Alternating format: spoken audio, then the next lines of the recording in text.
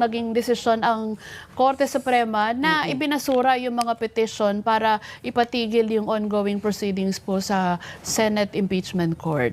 Anong masasabi niyo dito? At Moot and academic na bakit daw. naging moot and academic siya? Opo, ang sinabi po ng Supreme Court ay since naisampa na ng House of Representatives sa Senate yung articles of impeachment, sabi niya moot and academic. Ano po ba ang ibig sabihin ng being moot and academic? Ibig sabihin, wala na pong issue, wag na nating pag-usapan pa. Wala na daw pong issue dahil po ang prerogative na magsampa ng articles of impeachment at para mag-prosecute dun sa Senate ay political question. Hindi siya justiciable question na pwedeng itakil pa ng Supreme Court. Kaya kapag tapos na po, wag na nating pag-usapan. Parang boyfriend and girlfriend lang yan. Kung wala na tayong magagawa, wag na nating pag-usapan. Pero, hindi ba dapat linabas po ng Supreme Court ang desisyon bago nag-umpisa?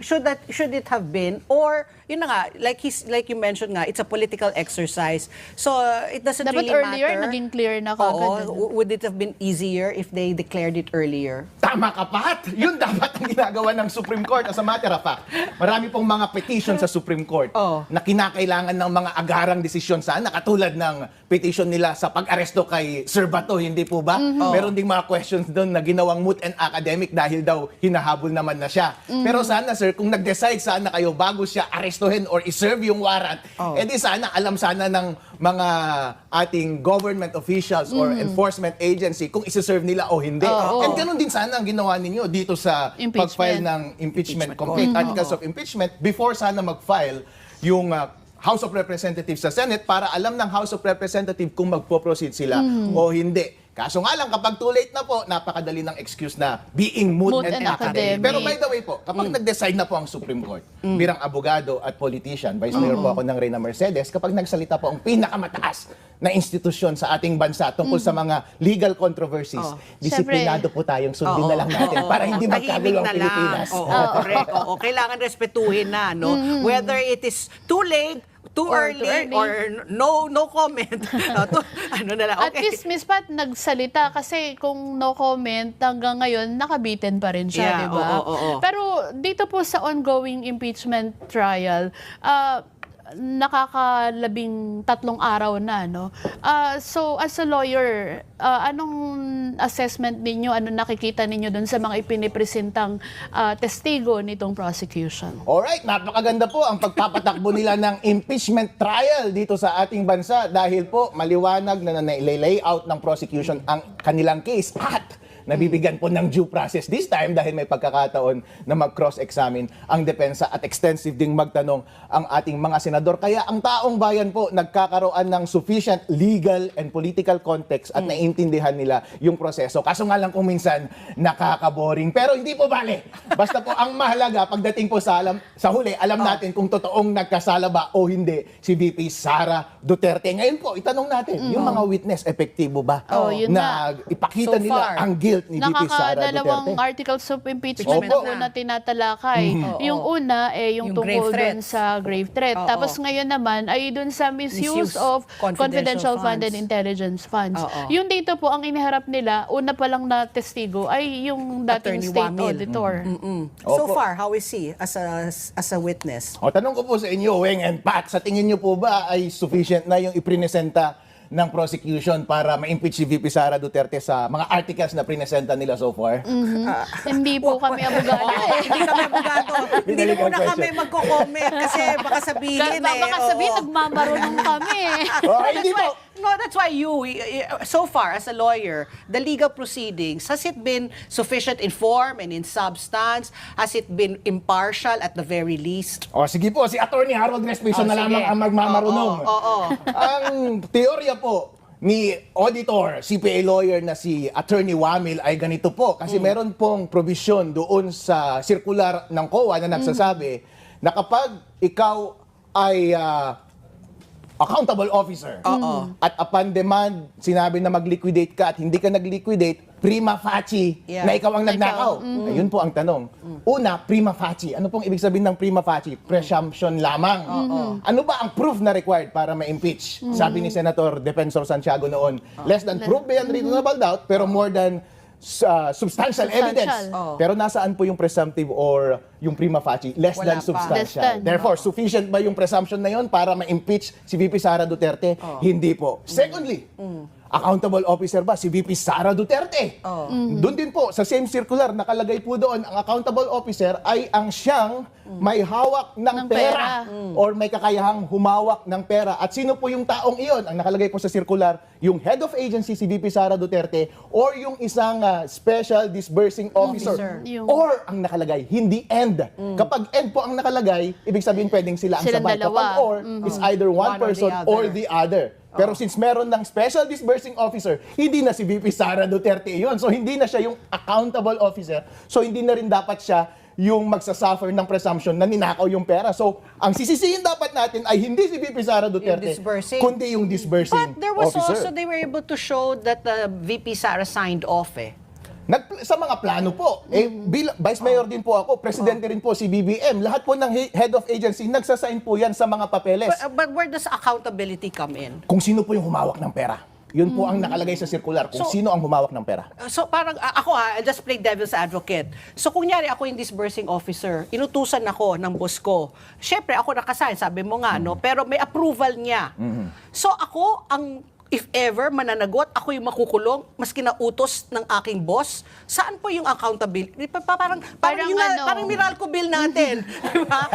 Yung mga mamabata, sinano nila na hindi naman tayo kinonsulta. Tapos natin pala ipapasa. Hindi pala ipapasa. So, where does it come in? In terms of liability and accountability, where do you draw the line? Kapag ako po yung head of agency at inutos ko sa'yo, hoy, Oo. mangupit ka dyan. Oo. Tapos kumupit ka nga, tapos binigay mo sa akin yung pera. Ako may kasalanan at ikaw. Oo. Kaso nga lang, ikaw lang may hawak ng pera. Pumirma ako ng mga plano, pumirma ako ng approval, pero ikaw lang ang kumupit. Ikaw lang ang may kasalanan. Yun po ang sinasabi ng batas. Since ikaw lang ang humawak ng pera, ikaw lang ang accountable officer. Pero meron din pong separate provision yung PD 1445. At nakalagay doon na kapag head of agency ako at ikaw yung accountable officer, Yeah. meron akong responsibility to Responsibility. exercise due diligence ng katulad ng isang father of a family para i-supervise po kita. So kapag hindi kita, pinabayaan lang kita at naging grossly neglectful ako sa aking trabaho, pwede ako mapanagot. Pero maaring hindi kriminal iyon kasi ikaw pa rin naman ang nagnakaw. Naging neglectful lang ako. Pwede akong singilin. Pero unless may ipakita nila na nanakaw yung pera, kayo po yung may hawak ng pera, kayong nagnakaw, pero utos ko po at ako ang nakinabang. Kapag naipakita iyon, mananagot po ako. Kaso nga lang po dito sa impeachment trial, hindi nila naipakita yung connection kay VP Sara Duterte. Puro pirma lamang ng approval, pirma ng plano.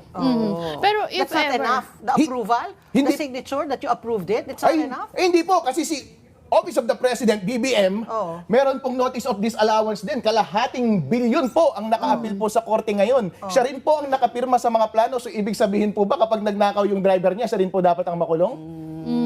Okay. pero yung tinatawag natin, kasi nga, ikaw yung pinaka-head of agency, so responsibility mo siya.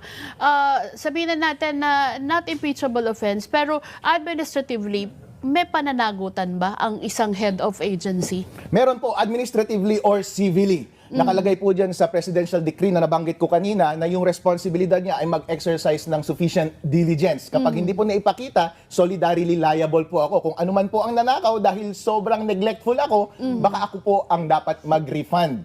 Kasi by default po, yung accountable officer lang ang magre-refund. Administratively, of course, kapag ipinakita na neglectful ka sa iyong public duties, dapat matanggal ka dyan. Pero not impeachment, of course. Kasi ang nasa impeachment po, ang grounds for impeachment ay mabibigat.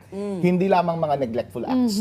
So, ilan dun sa mga ipinresentang dokumento kahapon ay yung mga acknowledgement receipts. Ayun. Oo, hindi OR. Hindi OR, acknowledgement Invoice. receipts. Yeah. So, alam naman natin na kahit sa mga pribadong kumpanya, tinatanggap yung acknowledgement receipts. Pero dun po in the process of the markings or dun sa stipulation kahapon, merong hindi pagkakasundo yung defense at saka yung prosecution. So, para lang maayos, sabi ni Attorney Kapunan, o sige, yung mga dokumento nyo na lang yung gamitin natin para tanggap nyo na lang lahat. Pwede ba yun na yung mga ebidensya na hawak ng depensa ang gagamitin ng prosecution dun sa kanilang direct examination? Ang mahalaga lang po sa trial ay identification and authentication. Hindi po pwedeng mangyari sa likod yan, sa clerk of court. Hindi po mangyari yan sa labas ng open court. Mangyari dapat yan sa open court. So kapag gusto po ninyong magpresenta ng ebidensya base sa dokumento, ipakita nyo po yung dokumento sa witness. At i-identify nyo yun muna. At yung kontra-abogado ay titignan niya yun kung pareho. Tapos i-authenticate niya, sasabihin niya kung totoo to o hindi. Lahat po ng prosesong yan hindi pwedeng ilagay sa labas. Kaya po object ng object yung depensa. Last time kasi po ayaw nilang i-stipulate yung identification and authenticity.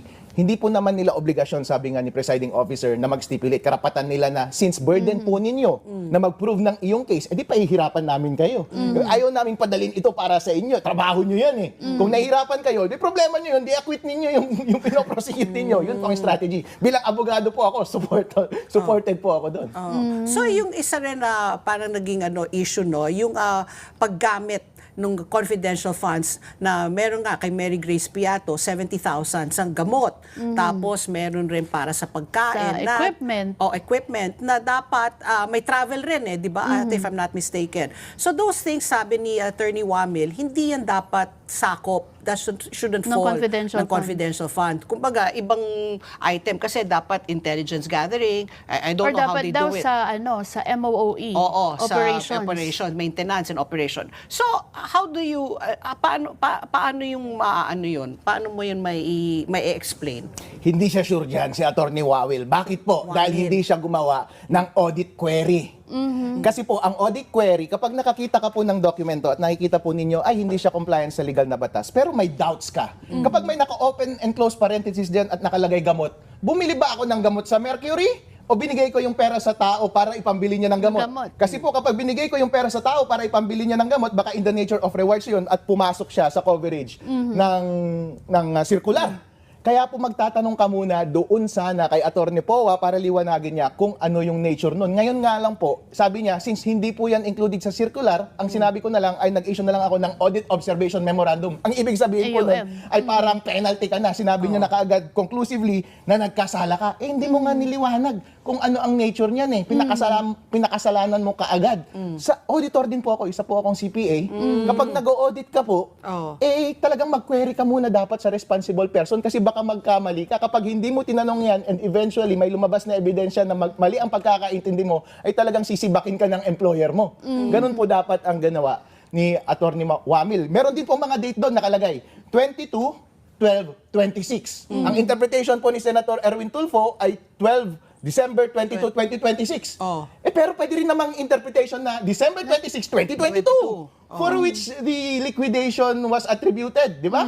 So, ang audit query po sana ang makakasagot ng mga bagay-bagay na yun, pero hindi ginawa ni Attorney Wawil just because hindi daw nakalagay sa circular. Pero sir, customary po yan sa pag-audit. Ang iyong pagkipag-meet, pagkipagtawag, pagkipag-text sa iyong mga kliyente, sa iyong mga ino-audit, hindi rin nakalagay sa circular yan. Pero ginagawa mo, hindi po ba? Dahil customary yan sa audit. Ganon din po ang audit query. Every time na meron kang nakikita, just be sure na sure ka na may violation bago mo gawing findings na official findings yan through the AOM. Yun po ang ginawa niya. Kaya po maraming doubts na kahit sinasabi niya na mali ang date, mali ang purpose, bossing, hindi ka sure dyan kasi hindi ka nag-audit query.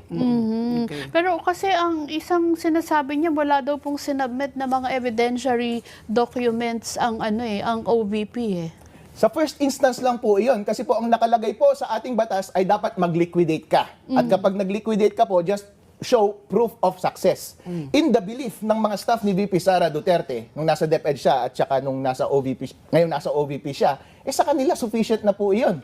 Kapag may kakulangan po at may question ka, di tanungin mo at mag-request ka pa ng additional document bago mo tapusin yung audit ka. So nga lang po, madali-dali. At yun din po ang naobserbahan natin kahapon sa hearing, naobserbahan ng mga senador na medyo bitin ata yung ginawa mong audit. Kasi paper-based lang ang ginawa mo, hindi mo alam yung context ng confidential transactions, national security, kapag nakikipag-transaction ka ba sa mga rebelde, informant ng mga rebelde at mga terorista, meron bang official receipt yan? Yung mga ganun po. So walang context, sinabi na rin ni Senator Panfilo Lacson, paano mo nasabi na illegal hindi yung totoong pangalan mga na tao yan, wala ka naman palang security clearance. Paano mako-conclude yung mga bagay-bagay na yan? Therefore, masyado kang nagmadali sa audit, hindi mo ginawa lahat, hindi ka nag-attain sa pag-o-audit po.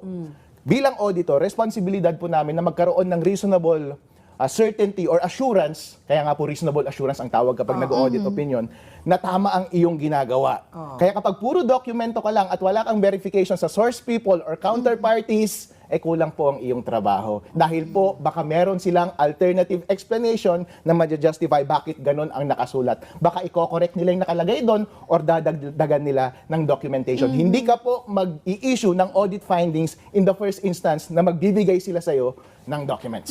Ang isang napansin pa nga ni Senator Lacson, dapat daw magkaroon ng recommendation na ayusin yung Proseso. circular at isama yung parang in-evaluate mo na parang tukuyin mo kung totoo ba itong mga taong ito in the process of your evaluation.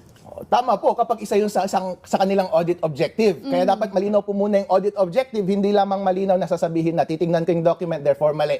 Dapat nakalagay po doon yung audit objective to verify kung sino yung tao. Bigyan ko po kayo ng analogy sa private practice kasi nag-audit po ako sa private practice. Kapag may nakalagay sa balance sheet mo na merong nagkakautang sa'yo na isang kumpanya, isa po na proseso dyan ay tatawagan mo yung kumpanya at kukumpirmahin mo kung totoo yung utang niya. Dahil kung hindi po totoo, saka mo i-cross out. Pero hindi po automatic na i-cross out ko yun without calling him kahit kulang-kulang po yung documentation. Kasi in the end po, ang objective ko is ma-verify whether that debt exists or whether that company exists. So, kung hindi po objective ng audit nila to determine yung authenticity ng tao na nakalagay doon, edi wag niyong ilagay sa findings ninyo kasi hindi naman yan objective eh.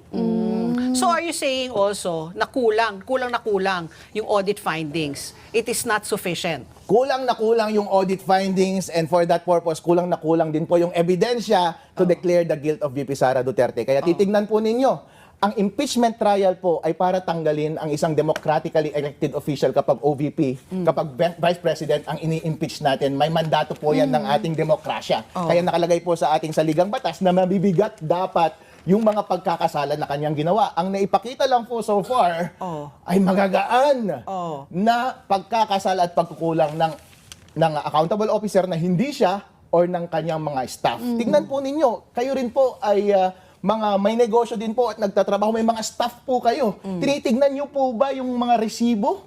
Isa-isa? Yung kada resibo po, tinitignan niyo Sa po ba yung... liquidation dapat sinecheck yun. Sinecheck po ninyo, pero yung dapat reasonable sinecheck. less lang ang sinecheck ninyo. Hindi nyo tinatawagan ng kada tao. Hindi nyo tinitignan kapag ganyan kakapal yung attached documents. Hindi nyo po Hindi, titignan mo lang kung ano yung glaring, 'di ba? Yung parang kaduda-duda, 'di ba? My next question, Attorney Harold, ito. By next week daw, itatawag yung former special disbursing officers ng DepEd, OVP, na si Jean Acosta ng OVP, Edward Fajarda ng DepEd. Na tinatawag na nila malamang hostile witness. So, sa pagtawag po nito, sila ba, if ever, ang magiging accountable base sa Dun kanina mo sa sinabi sinabi mo? ninyo. Oo, kasi sila yung pumirma. So, if ever, sila ba ang Sila yung may mananagot? hawak ng pera. Sila ang babalik ng 400, na kinu-question na 600 million, if ever, mahigit?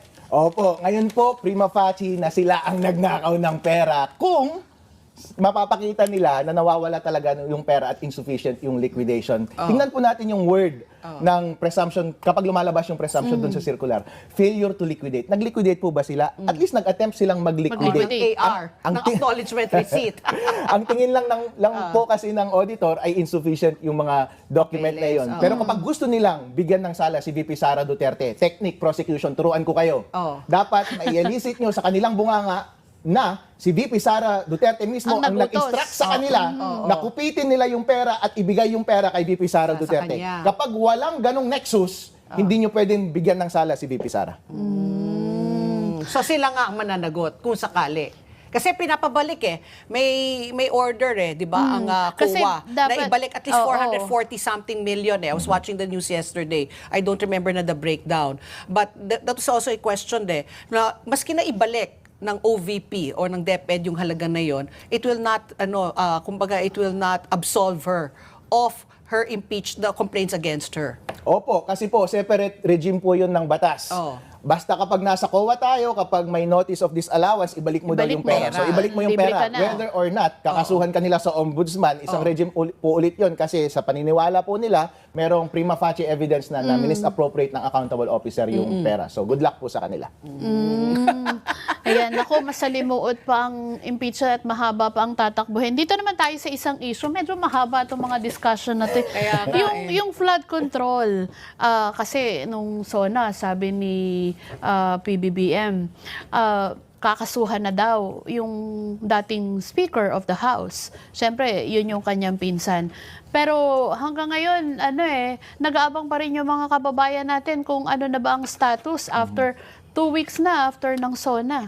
Opo, hindi lang po 2 weeks after SONA dahil si 1 Jesus year, Crispin Remulla at saka siya rin mismo nung mga nakaraang buwan pa po ay nagsasabi nakakasuhan na yung mga mastermind katulad nila Zaldico at nila Romualdez at saka yung mga bodyguard daw ni Zaldico na silang nagpaikot-ikot at nagbayad ng pera at nagnakaw ng pera. Pero ang bottom line po, sino po ang tinuturo nila? Secret! Yung executive daw. Sino ba ang executive natin? Base sa saligang batas. Pero by the way po, ang naobserbahan lang po namin na nakakasuhan ay sila Senator Marcoleta, Mike Defensor. Ngayon po, inuusig nila si Lian Leviste at saka si Congressman Jing Paras. Hindi ko alam kung mababait o masasama itong mga taong to talaga. Pero na may nakikita akong pattern, sir.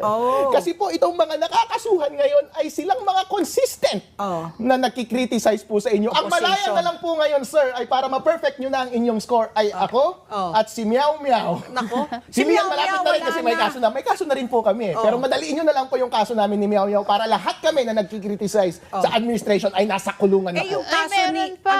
Senator Cayetano. Ay, Senator Cayetano! Ako naman, I was going to ask yung kaso ni Senator Bong, former Senator Bong. Hindi ba yun medyo Kasi nakapagpiyansa. Plunder. Plunder. Paano po yun? Pwede nyo i-explain. Okay po, misnomer po parati yung sinasabi nila na non-bailable ang mga capital offenses o kaya yung mga offenses na halos habang buhay ang pagkakaparusa. Ang accurate po na naming dyan ay not bailable automatically. Non-bailable kasi po, Ever. kailangan mo, ever, not non-bailable, ever. So kailangan mo po ng patunayan doon sa korte. In the meantime, makukulong ka muna. Pero kailangan mong patunayan na yung guilt mo ay hindi malakas. So less than proof beyond reasonable doubt po yan. Bago kanila palayan. Kasi nga naman po, kapag na-convict ka, baka lumipad ka na ng ibang bansa. Yun po ang ginawa. Flight risk. Yes, yun po ang ginawa ni Senator Bong Revilla at ganun din po nasa parehong predicament po sila Mike Defensor at Senator Marcoleta ngayon kaya nakakulong sila in the meantime. I'm sure ang priority nila ngayon ay mag-petition for bail at magkaroon ng hearing and to prove na yung evidence of guilt is not strong. So sabi po ng Sandigan Bayan, yung evidence na pinesenta ng prosecution ng ombudsman during that hearing for bail ay hindi po malakas. At isa sa mga nabanggit nila ay nagbigayan daw naman kasi ng pera before pa nailabas yung funds. So, okay, so hindi pa daw public funds yun. So anyway, bahala po kayo dyan. So, nadaan sa technicality, pero nasa sa kanila na po. Kung yun po ang finding nila, alright, mag-bail ka, Pero, Senator, at paano makalaya ka yung muna. sa kaso ni Senator Jinggoy Estrada? Kasi bagamat meron siyang pending petition para makapagpiyansa siya, pero may naunang dinismiss yung Sandigan Bayan, yung kanyang petition para doon sa fixed amount of bail. Anong ibig sabihin nun? Bakit merong ganon? Kapag, usually, sa tingin ko po, kapag nag-a-ask ka na, nagmo-motion ka na to fix the amount of bail, ibig sabihin po, hindi na set yung bail amount ng prosecutor or ng ombudsman. Pero kapag, sa tingin ko po, yung balitang yan na nangyari noon ay hindi mo kasi po kailangan mag-bail kapag walang fixed amount. So, pwede kang lumabas on recognizance ang tinatawag. So, bailable po talaga siya. Kaya pag may naisampang kaso, may warrant, nahuli ka or nag-surrender ka, hindi mo kailangan mag-bail para makalabas. So, kung sa ibang instance naman po, pag mag-fix ng amount ng bail or nakaligtaan lamang ng prosecutor or ng ombudsman na mag-fix ng bail, yung korte po ang mag-fix ng bail finally para makapagbayad siya ng bail. Pero kapag non-bailable po, sa huli po yan ginagawa. I-prove mo muna na hindi malakas ang ebidensya para sa'yo, saka ka magpapa-fix ng bail. So si Senator Jinggoy, baka ganun din, 1 million rin ang kanyang bail. Ang kanyang Kasi si former Senator Bong, 1 million. ngayon, more or less halos pareho, or paano nga, how do you arrive at that At saka, ito po number? isang curious ako.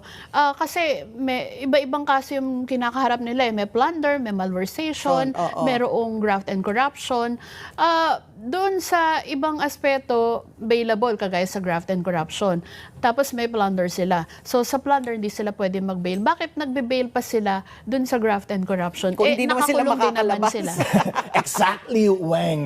Ganyan po, kapag kinakasuhan po sila, syempre, madaming ikakaso sa kanila. Correct. Merong pong bailable at merong non-bailable. Bailable. Bilang abogado po, kapag non-bailable at nakakulong siya, hindi ko muna papansinin dapat yung mga bailable. Kasi kahit nag-bail ako doon, di pa rin naman ako makakalabas in any event. So, Oo, ipaprioritize ko useless. po yung hearing for bail ng non-bailable offense. And then kapag tapos na po yun, sabay-sabay ko po silang babayaran lahat para sa lahat makakalabas po ako. Pero yung iba kasi kahit pa hindi pa nasasagot yung sa non-bailable, nagbe-bail na din sila. Opo, kahit nag-bail ka po, nasa kulungan Hindi ka ba pa rin parang for the other sayang offense. yung hindi ba para nasasayangan lang ako dun sa binabayad Ay, wag ka naman. They will pay anything para lang makalaya. Ito, attorney, kasi nga may dalawang articles na narinig. So far, yung Article 4, which was the first one, tapos yung ngayon, yung Article 1. Oo. So far, sabi ni Attorney Powa when we had him on the show a few weeks ago, you just need one. Diba? Para ma-impeach ka. Not all four. You don't have to be guilty on all four. When do they announce or when do they make the decision? After all the hearings? Tapos ano na lang muna, parang, because it's a popular, kumbaga sabi nga nila, it's a political exercise eh. So ano yan, mag-ano sila, digital listening, kung ano ang sasaloobin ng mga tao bago sila magdesisyon? Kung maalala po ninyo sa panahon ni Chief Justice Corona noon, pinatapos muna lahat ng mga hearings at lahat ng articles. At meron din po, during the course of the proceedings, nag-withdraw sila Inurong. ng mga articles kasi sa tingin po ng prosecution ay sapat na, yung na-establish nila na ebidensya. Kaya po, kapag nagbobotohan po, tapos pagdating sa uli, magbobotohan lahat ng senador, ang wish po ng prosecution ay meron sanang 16 na magboto sa kanila ng at least isang articles. Kaya po, yun ang tignan natin. Pero tama po yung sinabi nyo, Miss Pat, dahil primarily political exercise pa rin itong mga taong ito. Ang ating mga senador ay representative ng taong bayan. Dapat nilang i-reflect and i-carry yung sentimiento ng publiko. Kaya responsibilidad nila na kapag boboto sila, ay dapat reflective iyon ng damdamin Sentimento. ng taong bayan. Okay, maraming salamat, Attorney Harold. Very hyper morning to you. Talaga, pati ako, parang ilang baso ng kape bang nainom mo ngayong umaga? Isa't kalahati lang.